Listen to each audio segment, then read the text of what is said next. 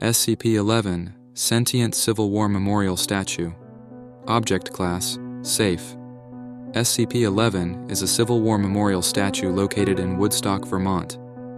The statue is the image of a young male soldier holding a musket at his side and is carved out of granite quarried within the area.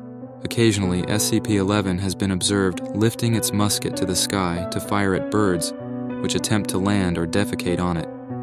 Reports detail that its movements produce soft grinding sounds but do not cause it any structural failure. Oddly, the gunfire is very similar to that of a standard firearm, despite observations that the item only loads granite bullets and granite powder into the musket, which is also unharmed by the firing. In spite of its efforts, some fecal matter does manage to strike SCP-11, and it has reportedly become distressed when it has had a large amount of feces on it, on some rare occasions even firing at humans. Addendum. Those assigned to maintain SCP-11 are to see document number 011-1 for instructions. Document number 011-1. Maintenance Brief. Document archived 2004. Accessible to personnel with security clearance 2-011 or higher. Additional information. SCP-11's seeming sentience has increased since the first report of activity in 1995. As of 2004, the item's containment procedures have been dropped, but it remains under constant observation. Recorded below are landmark events in its activity. Timeline. March 12, 1995. Woodstock resident reports the statue's eyes moving. First sign of activity. September 30th, 1995. Statue shoots musket for the first time. October 9th, 1995. Statue begins shooting birds from the sky. January 25th, 1996. Registration as SCP-11. Containment procedures begin. April 14th, 1997. SCP-11 observed moving casually and looking around. May 3rd, 2000. After caretaker jokingly shouts, "Good shot" to SCP-11, the item replies, "Thank you," in a reportedly very human voice. First speech from statue. October 22nd, 2001. SCP-011 has conversation with caretaker. 2001. Shooting of birds stops. February 6th, 2002. At the imploring of SCP-11 steps down from its pedestal, 2003 to 2004. 11 reaches a human level of self-awareness. November 10th, 2004. Containment procedures dropped. Custody of SCP-11 transferred to May 17th, 2005. Reports that SCP-011 is romantically attracted to her. August 29th, 2006. Most recent psych test reports, an IQ of 133. Special containment procedures. Item SCP-11 and the area surrounding it are to be cleaned once every day. For safety purposes, cleaning should start at least 30 minutes after sundown. Cleaning should always be performed by at least 2 personnel, who are also advised to note anything unusual about the item or the debris cleaned up. In a situation where the item cannot be cleaned for more than 2 days, local residents must be contacted and instructed not to approach the item. Containment procedures nullified 2004.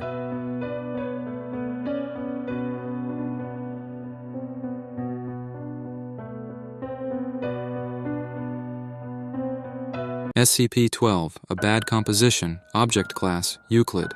SCP-12 was retrieved by archaeologist K.M. Sandoval during the excavation of a northern Italian tomb destroyed in a recent storm. The object, a piece of handwritten musical score entitled On Mount Golgotha, part of a larger set of sheet music, appears to be incomplete. The red-black ink, first thought to be some form of berry or natural dye ink, was later found to be human blood from multiple subjects.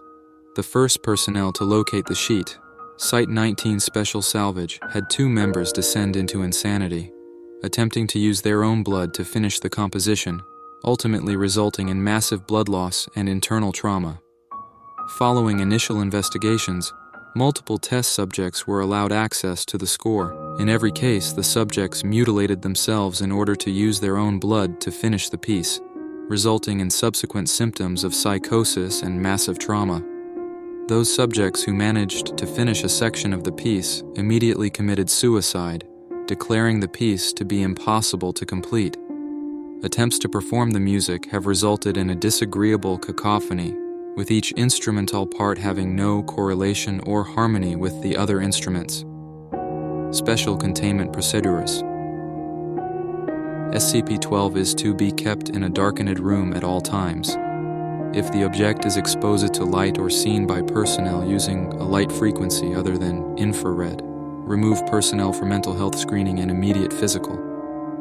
Object is to be encased in an iron-shielded box, suspended from the ceiling with a minimum clearance of 2.5 meters, 8 feet, from the floor, walls, and any openings.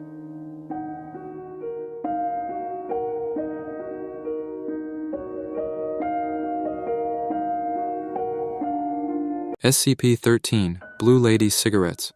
Object Class: Safe.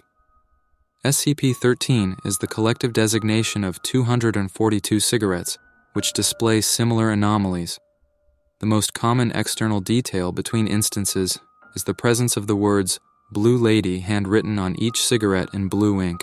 Subjects who consume the contents of SCP-13 through inhalation will begin to perceive themselves as a specific, unidentified woman.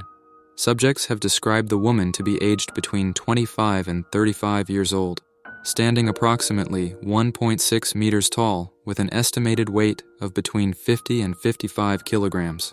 Additional recurring details include cropped dark hair, blue eyes, and bright blue lipstick. Immediately after consuming an instance of SCP-13, subjects will gradually begin to perceive reflections of themselves as having the features of the woman, and will gradually perceive their bodies changing to reflect her appearance over the course of the following weeks. All changes are entirely mental. The subject's body does not change outwardly, only their perception of themselves. These alterations are permanent and cannot be reversed. SCP-13 was discovered after the suicide of an Ian Miles, packed in a large cardboard crate in his apartment. A cursory search of the apartment uncovered several hundred sketches of a figure strongly resembling the one perceived while under SCP-13's effect. Miles's body had been found sitting at a desk, dead of a massive overdose and draped over a handwritten note transcribed below. During the investigation of Miles's apartment, one civilian investigator became affected by SCP-13's effect. An embedded agent soon contacted the nearest site. The subject, the artifact, and related evidence were extracted and contained. Currently, 217 instances of SCP-13 cigarettes are contained at Biosite 66. T25 SCP-13 cigarettes are contained at Research Sector 9, pending future research into similar anomalous effects. Addendum. Below is the note which was acquired along with SCP-13. I see her everywhere, that sad blue lady. I feel like I used to. Should know her, but I can't remember. I love her, but I don't know why. She's so beautiful and sweet and clear, but I don't know anymore. Her favorite flavor. Where did you go? I miss you. Special containment procedures. SCP-13 are to be kept in a secure storage vault at Site-66. Exposed subjects are to be monitored for differences between their symptoms. Exposed subjects are to be interviewed daily, and any changes in perception are to be logged.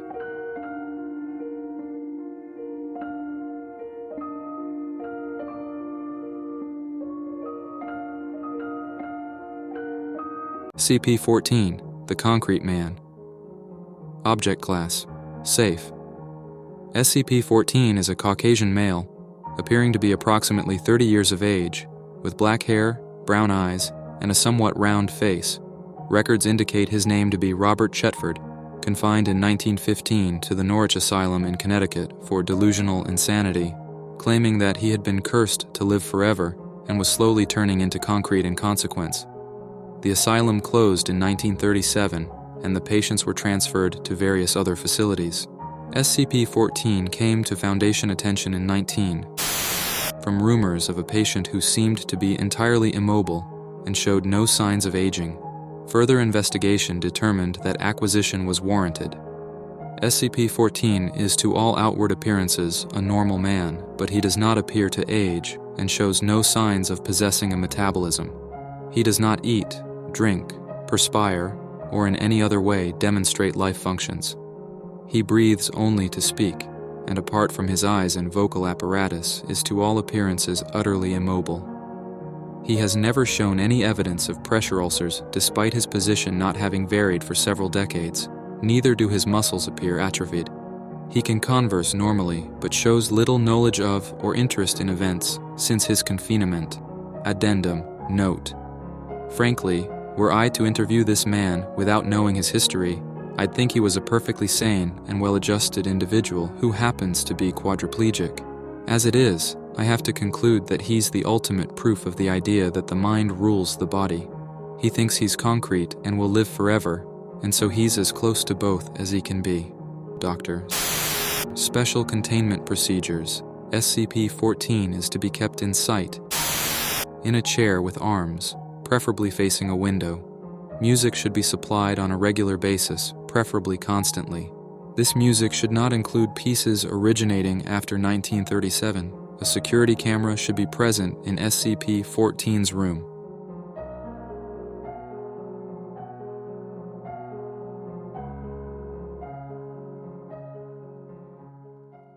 CP-15, Pipe Nightmare, Object Class, Euclid. SCP-15 is a mass of pipes, vents, boilers, and other various plumbing apparatus completely filling a warehouse inn. The pipes appear to grow when not under observation, attempting to connect to nearby structures via sewer systems and underground plumbing.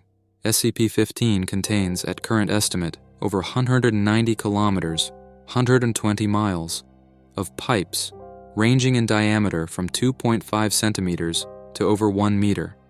Some pipes appear new, while others are rusted and leaking. Pipes have been reported as being made of bone, wood, steel, pressed ash, human flesh, glass, and granite. No pipes composed of lead, PVC plastic, copper, or any other traditional material for the production of pipes have been found. SCP-15 reacts to tools and aggression. Any personnel acting violently, carrying tools, or attempting to damage or repair SCP-15 in any way will trigger a reaction. Any pipes near the subject will burst, spraying on the subject for several seconds before the flow suddenly stops. Pipes have been reported containing oil, mercury, rats, a species of insect not yet identified, ground glass, seawater, entrails, and molten iron. Pipes will continue to burst around the subject until death or retreat. SCP-15 was cut back to its current structure after attaching to 11 other structures in the area. Currently, 11 personnel have been killed and 20 more are still missing. Reports have been made of banging and screaming coming from within SCP-15. Special Containment Procedures. SCP-15 is impossible to move and is contained on site. A gap of at least 2 meters, 6 feet, needs to be maintained around the entire structure containing SCP-15 at all times, and no structures of any kind are to make contact with SCP-15's current containment structure. Exploration is permissible, but only in teams of 3 with full safety lines and GPS tracking. Any protrusions from SCP-15 must be capped and sealed immediately, with the new site recorded and logged. No aggressive action is to be made within SCP-15. No hand or power tools are allowed anywhere inside SCP-15. No repairs or maintenance are to be made anywhere on SCP-15. SCP-16, Sentient Microorganism, Object Class, Keter. SCP-16 is a blood-borne pathogen recovered from a mine worker who injured himself while working in a deep coal seam. Said wound became contaminated with coal dust from the mine, possibly infecting the worker with dormant spores. Over the next several days, SCP-16 proceeded to infect the remaining employees at the mining camp, as well as the CDC crisis team dispatched to deal with the epidemic. Foundation personnel then took over the investigation and terminated all affected personnel. Patient 0 was brought into captivity, and the mine shaft was collapsed by an explosive device. SCP-16 has an incubation period ranging from 24 hours to 2 years, depending on the presence and number of other human hosts in the area. First symptoms resemble the common cold and include itchy eyes, runny nose, coughing, and bodily aches. Phase 2 begins in 48 hours and consists of a controlled form of hemorrhagic fever as the organism causes a small amount of blood to become aspirated in the lungs, creating an aerosol effect. During Phase 3, the host crashes and bleeds out, bleeding profusely from every bodily orifice, including the nose, tear ducts, anus, skin pores, mouth, urethra, and, in case of females, vagina. Blood pressure skyrockets during the final stage. Hosts have been observed projectile vomiting blood to distances of over 5 meters. Should the host survive this near-total exsanguination, the pathogen will become dormant once more, returning to incubation phase.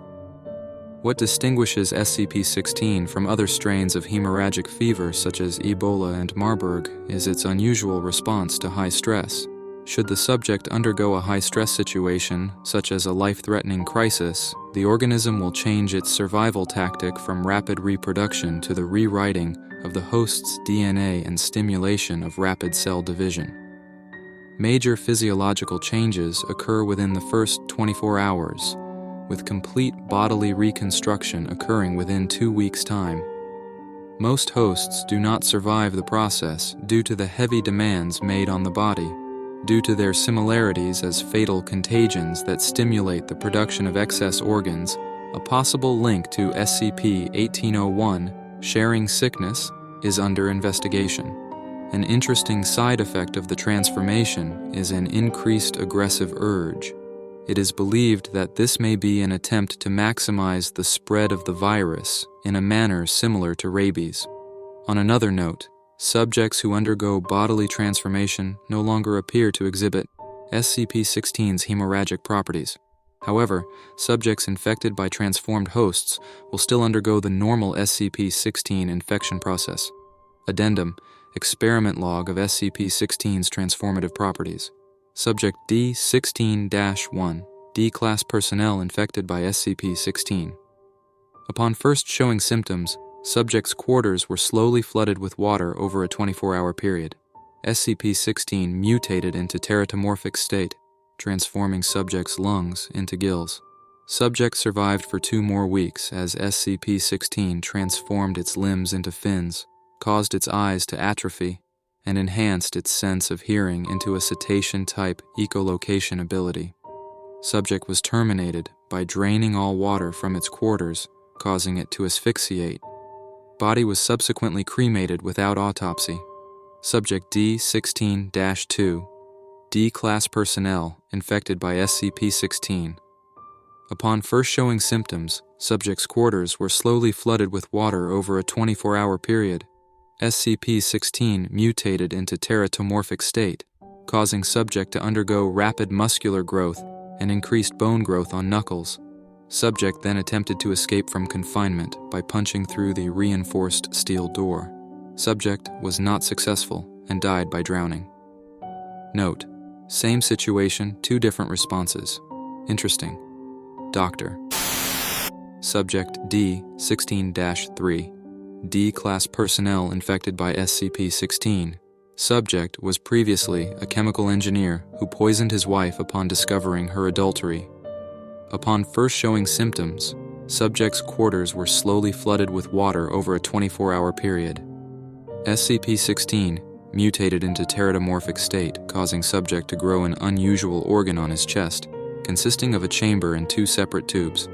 Organ continued to take in water and swell in size, until Foundation personnel, realizing what SCP-16 may be attempting, terminated the subject by gunshot. Organ was found to contain several gas sacs filled with acetylene gas and oxygen. Subject D-16-4. D-Class personnel infected by SCP-16. Subject was told to concentrate on forming wings. No stress was applied. SCP-16 did not mutate into teratomorphic state. Subject died of exsanguination during Phase 3. Subject D-16-5. D-Class personnel infected by SCP-16.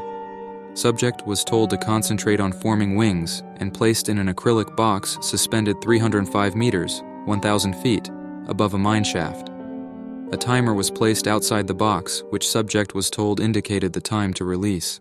SCP-16 mutated into teratomorphic state, causing subject to grow a tentacle-like organ on his left wrist similar to a spider's spinnerets.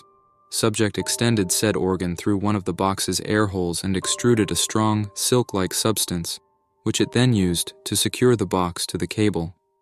Subject was terminated when the countdown reached 0 and the bomb detonated. Special containment procedures. SCP-16 is to remain within the confines of a 5 by 5 by 5 meter room at all times, maintained at a temperature not to exceed 0 degrees Celsius. SCP-16 itself is to remain in the petri dish in the containment cube at all times unless directed otherwise by Level 4 or O5 personnel.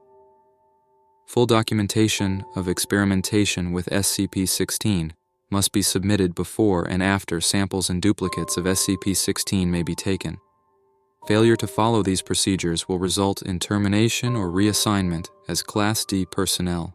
Only authorized personnel may be permitted to obtain samples of and experiment with SCP-16 under BC-L5 containment conditions. If an outbreak does occur despite following the aforementioned procedures, Directive-based personnel are to implement a Code Sigma lockdown and containment plan. Infected personnel are to be terminated on site by security forces, wearing standard mission-oriented protective posture, anti-biological and anti-chemical equipment.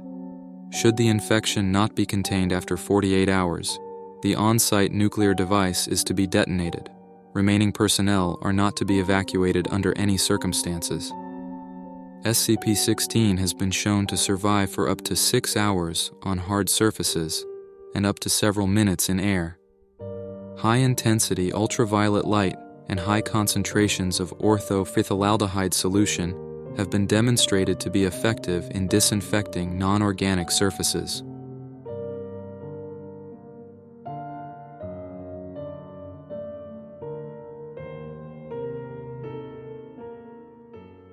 SCP-17, Shadow Person, Object Class, Keter. Description: SCP-17 is a humanoid figure approximately 80 centimeters in height, anatomically similar to a small child, but with no discernible identifying features. SCP-17 seems to be composed of a shadowy, smoke-like shroud. No attempt to find any object beneath the shroud has been successful, but the possibility has not been ruled out. SCP-17's reaction to shadows cast upon it is immediate and swift. SCP-17 leaps at the object casting the shadow and completely encloses it in its shroud, whereupon it returns to its normal size, leaving no trace of the object behind. Special containment procedures. SCP-17 is contained in an acrylic glass cage, 100 cm by 50 cm by 50 cm, centrally suspended in a concrete room measuring 6 mm by 6 mm by 4 m. Attached to the walls, ceiling, and floor of the room are high-intensity arc lamp spotlights pointed directly at the acrylic cage to ensure that SCP-17 is constantly exposed to light from every angle. Personnel assigned to the SCP-17 control room are to monitor the functionality of the spotlights and the emergency generator system, and call for maintenance immediately upon knowledge of a burnt-out lamp or an issue with the generator. The only circumstance under which personnel are allowed entrance is to replace lamps. Personnel entering the room are required to wear the designated full-body reflective suits and must be cautioned not to step in front of functional spotlights.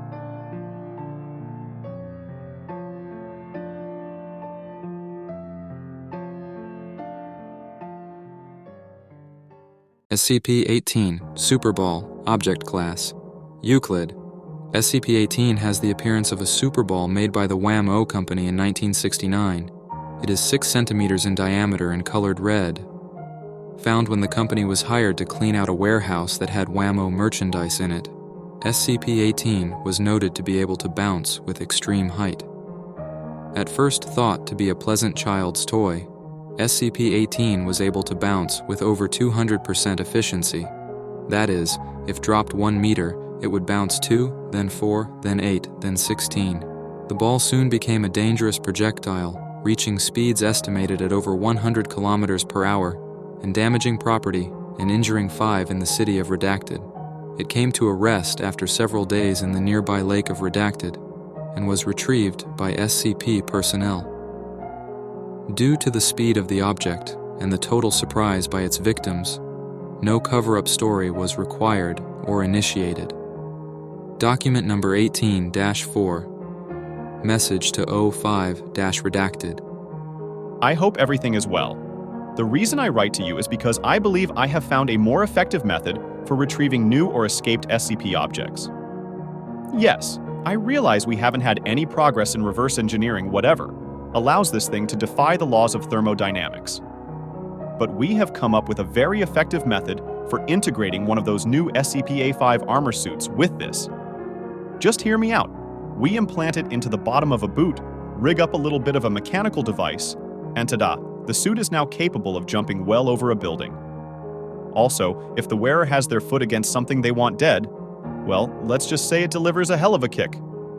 All I need is permission to modify one of the pre-existing SCP-A5 suits, and you'll be able to actually capture Redacted, plus any other escaped SCP objects. Trust me. When have I let you down in the past? Document number 18-6. Letter to Dr. Redacted. Doctor, upon assignment, Agent Redacted was issued your modified SCP-A5 armor in retrieving SCP Redacted, and the results are mixed. The agent was able to place the collar onto SCP Redacted, chase it through the Amazon, and restrain it by dismemberment. However, due to a malfunction of your little mechanical device, he was launched almost a mile into the air and suffered 2 broken legs, 7 broken ribs, a missing arm, and a skull fracture upon hitting the water of Lake Redacted on the way back down. You will fix that before I authorize your armor for common use. Document number 18-11. Message to O5-redacted. Don't worry, it's fixed. But I have some more ideas. If I can be granted the use of some water from SCP-6, SCP Redacted, and possibly SCP Redacted, I can deliver you a set of SCP-A5 armor and an agent that can capture any, if not all, rogue or unattained SCPs. All I'm waiting on is your approval. Special containment procedures. SCP-18 is to be contained in its specialty metal restraint inside of a 1 meter by 1 meter by 1 meter sealed box lined with heavy synthetic padding. The sealed box is then submerged in the center of the 10 meter by 10 meter by 10 meter polyethylene holding tank. If SCP-18 is to break free from the holding box, the polyethylene-based goo will slow down kinetic activity enough for proper retrieval by containment personnel. Personnel entering SCP-18's holding chamber are to wear specialized plating found inside of SCP-18 observation and a breathing apparatus before being lowered into the polyethylene tank.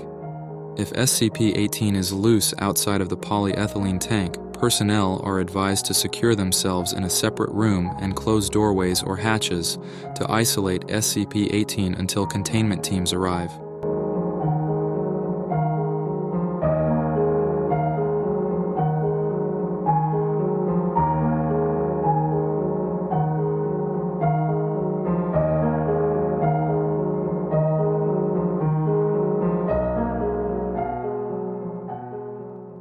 SCP-19, the Monster Pot.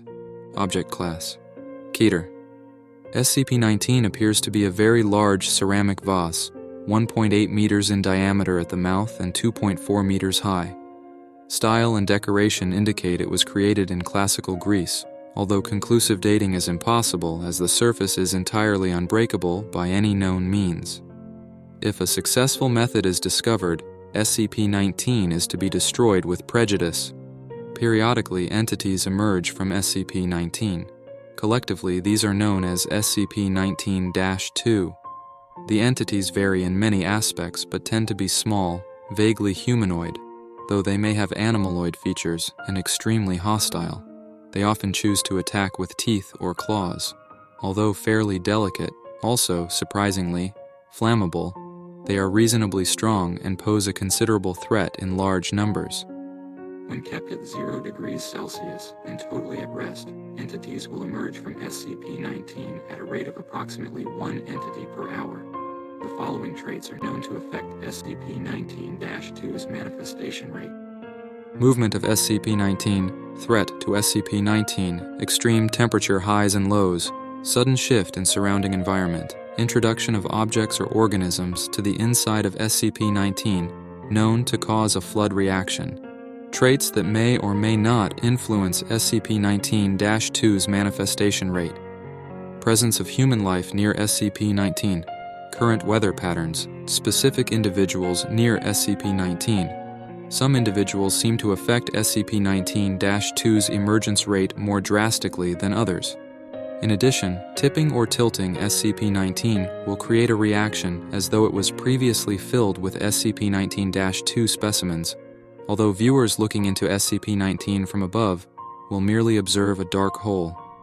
Due to the production rates of SCP-19-2 when the object is disturbed, measurement of the internal cavity is difficult, but it is suspected to be inconsistent with outside measurements.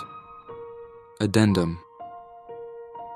Document SCP-19-2-A.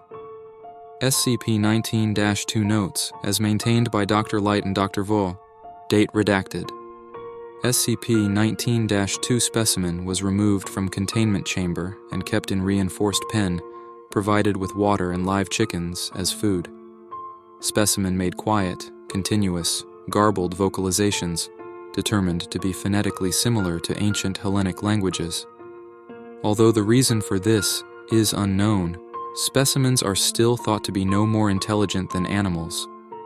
The specimen lived for less than 48 hours, and a dissection revealed anatomy consistent on a cellular level with normal biology, but with an extremely unstable musculoskeletal structure. Other notable anomalies included an unstable respiratory system, nearly non-existent digestive tract, and virtually no other internal organs. All other captured specimens have followed similar patterns of behavior and demise. Note, it appears that SCP-19-2 specimens were not intended to live for meaningful amounts of time outside of SCP-19. Dr. Va. Date redacted. Containment unit was slightly damaged following prolonged exposure to SCP-19-2 specimen, missed by the monitoring team because of partial transparency. This has not been noted in SCP-19-2 before. Monitoring teams will continue to report further anomalies. Date redacted. Monitoring teams report some specimens of SCP-19-2 now appear to be significantly more resistant to incineration than others. It is hypothesized that this is a defense mechanism on the part of SCP-19. Date redacted. Most specimens of SCP-19-2 are now all but entirely resistant to the effects of the incinerator. Replacement of incinerator with an acid bath is being considered. Evolution of SCP-19-2 is being studied and may be evidence of sentience in SCP-19. Special containment procedures. SCP-19 is to be kept on a wide grate in a 3x3 by 4 meter reinforced concrete room installed with an incinerator. Room is to be kept at 0 degrees Celsius when incinerator is not activated. An observation chamber separated by a plate glass window is to be used for constant observation of SCP-19, and if or when specimens of SCP-1-2 are observed, the incinerator is to be activated. In the event of an outbreak of SCP-19-2, ordinary firearms are successful in terminating individual specimens, although in the case of a swarm-level outbreak, flamethrowers may be more effective. SCP-19 should be kept in a vertical position at all times.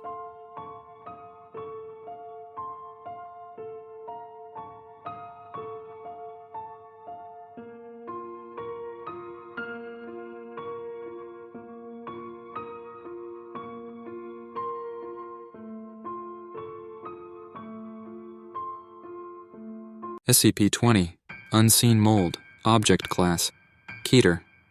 SCP-20 is a fast-spreading fungal organism that is capable of affecting the senses and behavior of living creatures, including humans. Samples of SCP-20 exhibit an unknown effect that renders them effectively invisible to direct observation, even when under a microscope. SCP-20 is only visible to humans when viewed through photographic or video surveillance. Once SCP-20 forms a colony, usually within a human residence, it will produce spores that affect the behavior of humans around it. Affected subjects will increase the heat and humidity within their homes to create an environment more suitable to the growth of SCP-20. Affected subjects also become more sociable in many cases and often invite acquaintances to their homes to further spread the organism. As the spores and mold colonies are invisible to affected subjects, the mold may sometimes grow directly on living subjects. As the spores and colonies within a home approach critical concentration, the health of affected human subjects will rapidly deteriorate, resulting in death. Further spread of the mold may occur as the bodies of any deceased subjects are encountered by emergency responders and healthcare agents, as well as transportation of the bodies to local morgues. SCP-20 was first encountered in where an undercover SCP agent noted dramatic personality changes in personnel working at the local hospital. Upon investigation by a containment team, it was discovered that a redacted number of civilians had been infected, as well as a majority of the town. The civilian population was terminated, and the town incinerated under cover of a local flash forest fire. To date, over 12 outbreaks of SCP-20 have been reported. Investigations are currently underway to determine the source of these outbreaks and possible preventative measures. Addendum 20-1, excerpts from the audio-video mission recorders of Mobile Task Force ATA-10, See No Evil, during the initial containment of SCP-20 on Redacted. Team 2 moving to the Red House. Copy. UAV-1 is picking up one heat signature. Team 2 in place. Ready to... Door opening. At this point, a civilian woman appeared in the doorway, holding a kitchen knife. Video surveillance showed that nearly 2/3 of her face was covered by mold growths. Well, hello there, gentlemen. Care to take a breather inside? On the ground. Drop the weapon. Don't be silly, come on in and stay a while. Stop where you are. Drop the weapon. We just want to have some guests. Please, come in. Drop the weapon. It is assumed that at this point the infected civilian noticed T-24 carrying a primed incendiary weapon and lunged forward at the team members with the knife. Data expunged. Open fire. Open fire. Special containment procedures. Samples of SCP-20 are stored in a series of sealed cultivation chambers inside a sealed containment room at Biological Research Area 12, which is accessible only via airlock. Nutrients are administered via automated robotic systems, as the cultivation chamber must remain sealed at all times. Hermetically sealed video surveillance cameras are installed within the containment room and must be checked daily for integrity. Any personnel entering the containment room must wear Biosafety Level 5 equipment, including rebreathers, and undergo full antifungal disinfection upon exiting.